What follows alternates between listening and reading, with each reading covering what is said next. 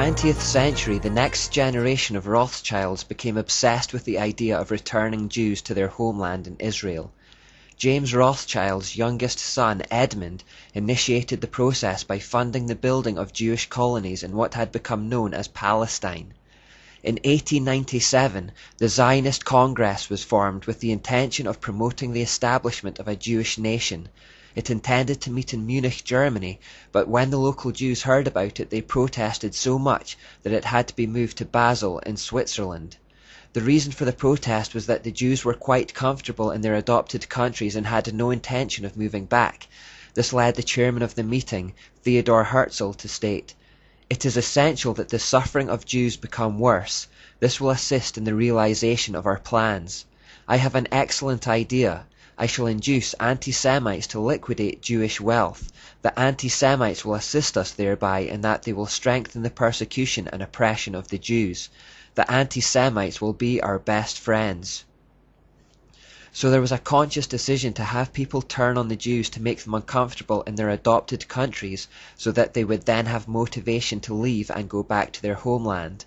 Herzl was thereafter elected as the president of the Zionist organization, which adopted a red hexagram as their emblem. In 1901, the Jewish colonists began to feel like Edmund Rothschild was more of a hindrance than a help. They asked him to take a step back from the process to let them handle their own situation. Rothschild, demonstrating the controlling spirit of Jezebel, angrily retorted, "I created the Yishuf, I alone. Therefore no man, neither colonists or organizations, have the right to interfere in my plans." A couple of years later, in 1903, the Zionist Congress astonishingly appeared to hint at World War I a full 11 years before it actually took place. Max Nordau said at this meeting, "Let me tell you the following words as if I were showing you the rungs of a ladder leading upward and upward. Herzl, the Zionist Congress, the English-Uganda Proposition, the future World War, the Peace Conference, where, with the help of England, a free and Jewish Palestine will be created." How did they know about a future world war ahead of time? Well, interestingly, Albert Pike had talked about 3 future world wars way back in 1871. He wrote a letter to Giuseppe Mazzini, dated 15th of August, whereby he claimed he had received a vision. In that vision he had been told of 3 world wars that were to come.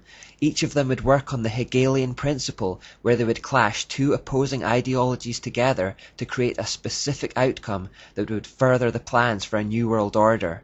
It should, however, be noted that the existence of this letter is now denied, and there is no hard and fast evidence that it actually exists.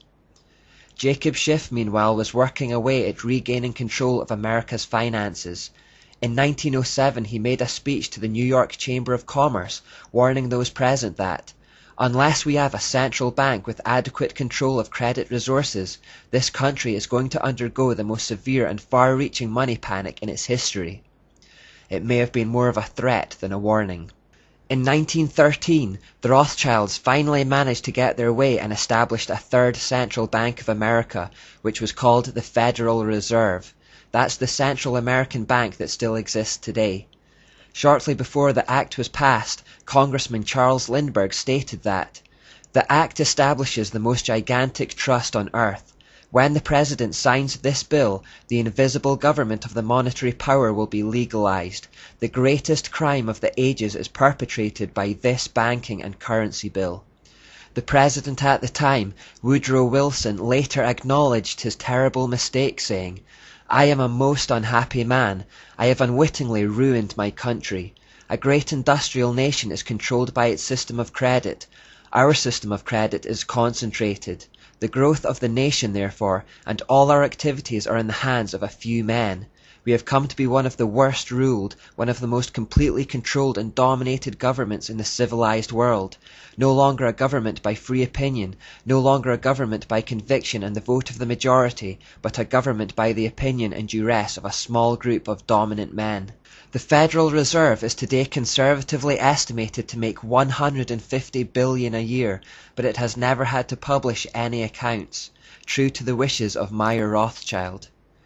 In 1914, with the American bank situation taken care of, the First World War happened 11 years after Max Nordau talked about it, and 43 years after Albert Pike had seen it in his vision. On November 2nd, 1917, British Foreign Secretary and occultist Arthur Balfour issued the statement known as the Balfour Declaration. The declaration was addressed to Lord Rothschild, meaning the eldest son of Nathan Rothschild, Walter. It stated that Britain was in favour of establishing a Jewish settlement in Palestine. And so it was. After World War I came a peace conference held at Versailles and hosted by Edmund Rothschild. The issue of Palestine was raised at this conference, and Britain handed the land over to the Rothschilds.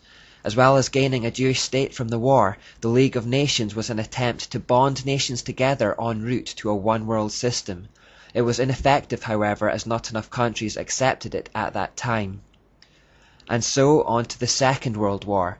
Pike's vision stated that the outcome of this war would be to create tension between atheistic communism and Christian capitalism. Pike felt that communism would be strong enough to balance Christendom, which would be then restrained and held in check until the time we would need it for the final social cataclysm. This capitalism v communism, thesis v antithesis, indeed established itself over the next 46 years. G.K. Chesterton saw what was happening.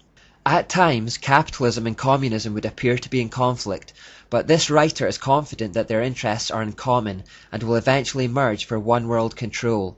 We keep seeing the same two-pronged attack idea repeated over and over, where both prongs appear to be opposing each other but are actually just designed to bring about a third way, which is what the occultists wanted all along. Remember how occultists talk about the male and female creating a third spiritual energy, illustrated by the square and compass creating the G in the middle in Freemasonry.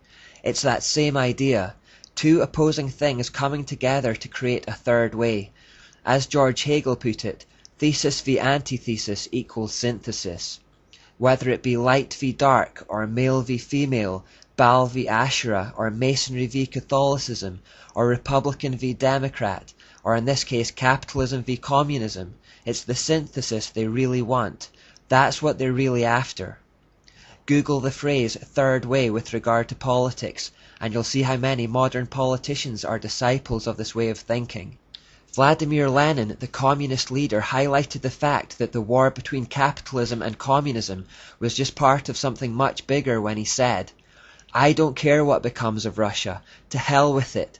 All this is only the road to a world revolution." Incidentally, the Third World War in Albert Pike's vision was said to happen between the Jews and the Muslims.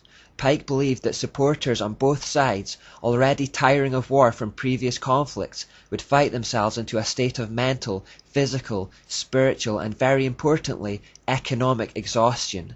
The world would then be ready for the coming Antichrist to save them from it all. Albert Pike said of that time that, "We shall unleash the nihilists and the atheists, and we shall provoke a great social cataclysm which in all its horror will show clearly to all nations the effect of absolute atheism, the origins of savagery and of most bloody turmoil. Then everywhere the people will be forced to defend themselves against the world minority of the world revolutionaries, and will exterminate those destroyers of civilization and the multitudes, disillusioned with Christianity, whose spirits will be from that moment without direction and leadership, and anxious for an ideal, but without knowledge where to send its adoration, will receive the true light through the universal manifestation of the pure doctrine of Lucifer, brought finally out into public view. A manifestation which will result from a general reactionary movement which will follow the destruction of atheism and Christianity, both conquered and exterminated at the same time." Notice what he's saying here, that they would conquer and exterminate both Christianity and atheism at the same time. You see, the Enlightenment era that we've been studying in this third section gave birth to atheism, which was one of the hallmarks of the modern era. It was basically people trying to escape from God. But that period, defined by an increase in atheism, was only meant to be a temporary phase in the long-term plan, according to Pike. After the modern era, the world would then enter into what we now call the post-modern era, which is where we currently are today, a time in which people would move away from outright atheism towards strange religion, mystery religion. This represents the time when the mysteries would start to externalize themselves. They would gradually move out from the shadows and into the open. Mankind would come to be fed up with both Christianity and atheism, and would return to the synthesized mystery religion. In this condition, they would be ready to finally accept the manifestation of Lucifer, the Antichrist. We are already seeing this happening. Far fewer people than we realize are now outright atheists. Atheism is too cold, it's too heartless for the average person. People want to believe they'll see their friends and family again after death. And God has written eternity into our hearts, so it's a natural craving. Many have already moved towards a form of spirituality based on the occult, but which they think is wholesome and true. They often talk about being a spiritual person, but not subscribing to any specific religion. And the Bible tells us that this would happen. Paul wrote to Timothy about the last days in his second letter, saying that people would act religious, but they will reject the power that could make them godly. He also says, "For a time is coming when people will no longer listen to sound and wholesome teaching. They will follow their own desires and will look for teachers who will tell them whatever their itching ears want to hear. They will reject the truth and chase after myths." Just to tie off one loose end before we finish this part, in 1930 the Rothschilds established the first World Bank in Switzerland. Just 4 years later, banking secrecy laws were changed in Switzerland, making it an offence punishable by imprisonment for any bank employee to violate bank secrecy.